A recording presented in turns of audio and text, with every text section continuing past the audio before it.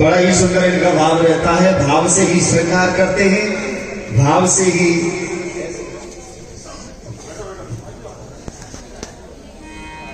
श्री वृंदावन बिहारी लाल की जय। जय जय श्री राधे, जय जय श्री राधे।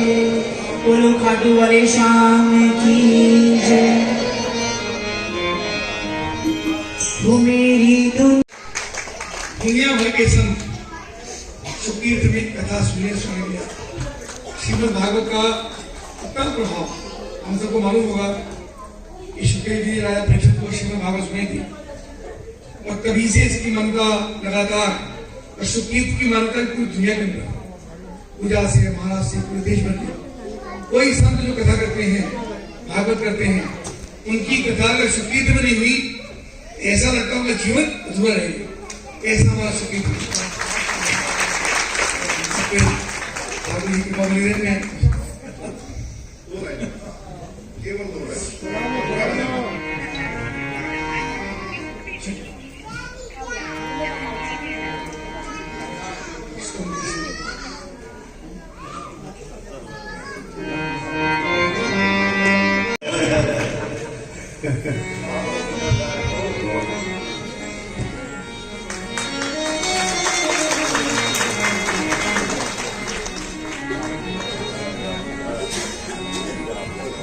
वैसे भी विधायक जी को गाने की जरूरत नहीं है, देश सेवा करने की जरूरत है। हम चाहते हैं हमारे विधायक जी पार्लियामेंट में बैठे। जय श्री राधे। अभी हमारे सौरभ जी भी एक भजन सुनाएंगे।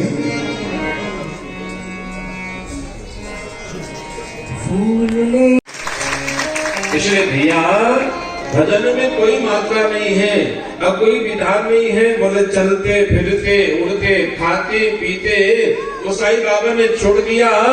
बोले भाव पूर्वक करो या अभाव पूर्वक करो, क्रोध से करो या नाग से करो, ईर्ष्या से करो या लोभ से करो, मोह से करो या अहंकार से करो, भजन करोगे तो कल्याण होते ही जाएगा, होते ही जाएगा। और इसी रीति स्थिति के साथ जैसे संत ने भोजन किया तो भूमि भी सोने को हो गई, घंटे भी बजने लगे, ताली भी बजने लगी, अब भूमि भी सोने के हो गई, आकाश मार्ग से पुष्पों की वर्षा होने लगी। इधर अनेक प्रकार से बड़ा दिव्याति बड़ा सुंदर भगवान के सुयस चरित्र है। आज वेद भगवान भी मूर्तिमान होकर के भगवान की सुंदर स्तुति, तो भगवान ने सोचा इनसे बड़े मित्र कौन हो सकता है। क्योंकि भैया दो प्रकार के मित्र होते हैं, एक व्यक्त मित्र होता है, एक अव्यक्त मित्र होता है। व्यक्त में अव्यक्त में क्या अंतर है? बोले व्यक्त और अव्यक्त दोनों तीर्थ यात्रा में जाते हैं, चलते चलते थक गए थे, एक जगह बड़ा सुंदर नाच गान हो रहा था, तो वहां पर व्यक्त कहता भैया अब मेरे से चला नहीं जाता है, और रात्रि भी हो गई, तो मैं यहीं पर रुकूंगा, नाच गाना भी हो रहा, भोजन प्रसादी भी हो रही है, अब आगे जाने के मेरी कैपेसिटी नहीं है। अव्यक्त ने कहा मैं तो जो लक्ष्य लेके आया हूँ वहीं जरूर जाऊंगा। और चलते चलते बाके बिहारी के मंदिर पहुँचते हैं। आज वहाँ राधाष्टमी का सुंदर महोत्सव था, तो राज भक्तों की कतार लगी थी, तो कोई भक्त इधर से धक्का मारता उधर पहुँचता, उधर से इधर आता, तो उसका मन अपने व्यक्त मित्र के भाव पे गया। मेरा मित्र बड़ा सुंदर सोफा में बैठा था, वहीं पर चाय आ रही थी, वहीं पर पानी, वहीं पर भोजन प्रसादी, और उसके तो बड़ा आनंद आ रहा था। और व्यक्त ने सोचा अरे तेरा मित्र व्यक्त भगवान के मंदिर में होगा, बड़ा सुंदर दर्शन कर रहा होगा, प्रसादी ले रहा होगा, अरे तूने गलती किया। ध्यान देना, जो नाच गान में बैठा था वो नाच गान में बैठने के बाद ही मंदिर में भगवान को याद कर रहा था, और जो मंदिर में भगवान के था वो नाच गान को याद कर रहा था। दोनों का एक समय शरीर पूरा होता है। तो जो नाच गान में बैठा हुआ व्यक्ति था उसे स्वर्ग मिलता है, और जो मंदिर में बैठ करके नाच गान को याद कर रहा था उसे नरक मिलता है। तो कहने का भाव यही है कि हमारा व्यक्त और अव्यक्त दोनों मित्र हैं। कौन है? ये अव्यक्त ही शरीर है, हमारा विवेक ही हमारा मित्र है। अगर इसको थोड़ा सा साधन मिल जाए तो सोने में सुहागा बना देता है। अरे बहुत सारा दूध हो, उसमें थोड़ा सा हींग पड़ जाए तो दूध का सारा बेटिया मेट हो जाता है। इसलिए सज्जनों, आज सुदामा के सुंदर स्वरूप वैदुष्य को देख करके इनके मन में भाव जागृत होता है। आज इन्होंने बड़े भाव से आज सुदामा को वशीभूत करने के लिए, जैसे आज की सरकार सीबीआई का प्रयोग करती है, ऐसे सुदामा जी को अपने वश में करने के लिए माया का प्रयोग करते हैं। आज सुदामा जी के चरण कमल जैसे माया रूपी कंकड़ काटा चुभ जाता है तो हाँ राम कैसे कहते हैं और इतने में भगवान पहुंच जाते हैं। आज भगवान ने सुदामा जी के चरण कमल में कांटा लगा था, उसे अपने तो भगवान ने सोचा इनसे बड़े मित्र कौन हो सकता है, क्योंकि भैया दो प्रकार के मित्र होते हैं, एक व्यक्त मित्र होता है, एक अव्यक्त मित्र होता है। व्यक्त में अव्यक्त में क्या अंतर है? बोले व्यक्त और अव्यक्त दोनों तीर्थ यात्रा में जाते हैं, चलते चलते थक गए थे, एक जगह बड़ा सुंदर नाच गान हो रहा था, तो वहां पर व्यक्त कहता भैया अब मेरे से चला नहीं जाता है, और रात्रि भी हो गई, तो मैं यहीं पर रुकूंगा, नाच गाना भी हो रहा, भोजन प्रसादी भी हो रही है, अब आगे जाने के मेरी कैपेसिटी नहीं है। अव्यक्त ने कहा मैं तो जो लक्ष्य लेके आया हूँ वहीं जरूर जाऊंगा, और चलते चलते बाके बिहारी की मंदिर पहुँचते हैं। आज वहाँ राधाष्टमी का सुंदर महोत्सव था, तो महाराज भक्तों की कतार लगी थी, तो कोई भक्त इधर से धक्का मारता उधर पहुँचता, उधर से इधर आता, तो उसका मन अपने व्यक्त मित्र के भाव पे गया। मेरा मित्र बड़ा सुंदर सोफा में बैठा था, वहीं पर चाय आ रही थी, वहीं पर पानी, वहीं पर भोजन प्रसादी, और उसके तो बड़ा आनंद आ रहा था।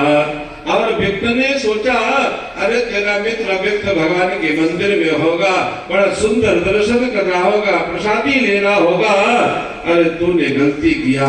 ध्यान देना, जो नाच गान में बैठा था वो नाच गान में बैठने के बाद ही मंदिर में भगवान को याद कर रहा था, और जो मंदिर में भगवान के था वो नाच गान को याद कर रहा था। दोनों का एक समय शरीर पूरा होता है। तो जो नाच गान में बैठा हुआ व्यक्ति था उसे स्वर्ग मिलता है, और जो मंदिर में बैठ करके नाच गान को याद कर रहा था उसे नरक मिलता है। तो कहने का भाव यही है कि हमारा व्यक्त और अव्यक्त दोनों मित्र हैं। कौन है? ये अव्यक्त ही शरीर है, हमारा विवेक ही हमारा मित्र है। अगर इसको थोड़ा सा साधन मिल जाए तो सोने में सुहागा बना देता है। अरे बहुत सारा दूध हो, उसमें थोड़ा सा हींग पड़ जाए तो दूध का सारा बेटिया मेट हो जाता है। इसलिए सज्जनों, आज सुदामा के सुंदर स्वरूप वैदुष्य को देख करके इनके मन में भाव जागृत होता है। आज इन्होंने बड़े भाव से आज सुदामा को वशीभूत करने के लिए, जैसे आज की सरकार सीबीआई का प्रयोग करती है, ऐसे सुदामा जी को अपने वश में करने के लिए माया का प्रयोग करते हैं। आज सुदामा जी के चरण कमल जैसे माया रूपी कंकड़ काटा चुभ जाता है तो हाँ राम कैसे कहते हैं, और इतने में भगवान पहुंच जाते हैं। आज भगवान ने सुदामा जी के चरण कमल में कांटा लगा था, उसे अपने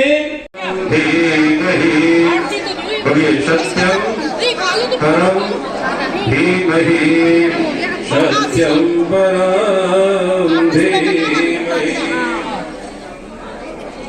धीमहि नाम संकीर्तनं यस्य सर्व पाप प्रणाशनं प्रणामो दुःख शमनः तं नमामि हरिं परम्। अज्ञात जो भी त्रुटि हुई उसके लिए क्षमा याचना करते हुए पुनः आप सभी के मंगल कामना की कामना करते हुए बोलो भागवत भगवान की जय। अब यहीं पर विश्राम और आरती। फूलों की होली बड़ी ही सुंदर व्यवस्था को आशीर्वाद देते हैं। अब बोले भैया मेरे तरफ से आप ही आशीर्वाद दे दो। तो यहाँ पर कई प्रकार का मतांतर भेद है। सूत्रवत ही चिंतन कर रहे हैं। इस प्रकार से वहां से जैसे आते हैं, आज सुदामा देखते हैं कि एकदम कंचन महल खड़ो। भैया मेरी यहाँ तो टूटी झोपड़िया। जैसे दास दासियों ने बताया कि भगवान ब्राह्मण आए हैं, एकदम सुशीला माने दौड़ी दौड़ी आती हैं, सारा का सारा परिचय दिया। इस कथा को जो सुनते हैं, सुन करके मनन करते हैं, भगवान उनके जीवन में चतुर्पुरुषार्थ की सिद्धि करते हुए सकल मनोरथ परिपूर्ण करते हैं। जय माला अर्पण करेंगे राधे राधे। और आचार्य जी हमारे पूजन कराएंगे। श्री राधे। व्यास पूजनम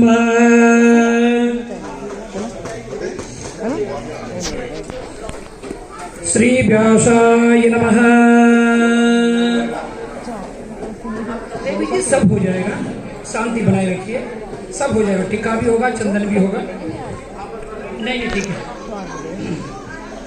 बोले राधा गोविंद भगवान की जय। सब पुष्प लेकर हाथ जोड़ेंगे। भगवान सुखदेव जी का ध्यान करेंगे, भागवत जी का ध्यान करेंगे।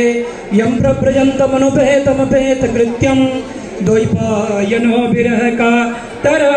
अज्ञात अज्ञात जो भी त्रुटि हुई उसके लिए क्षमा याचना करते हुए पुनः आप सभी के मंगल कामना की कामना करते हुए बोलो भागवत भगवान की अब एक विश्राम और आरती। सत्यम परम धीमहि सत्यम परम धीमहि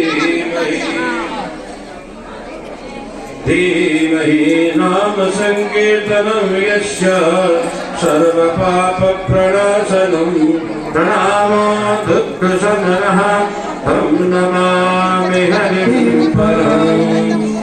इसे भगवान की कृपा प्राप्ति का सर्ग बताया जाता है। तीसरे स्कंद में 33 अध्याय भक्ति ज्ञान कर्म का सुंदर समन्वय वातावरण बना करके जीवन को धन्य करने का सोपान।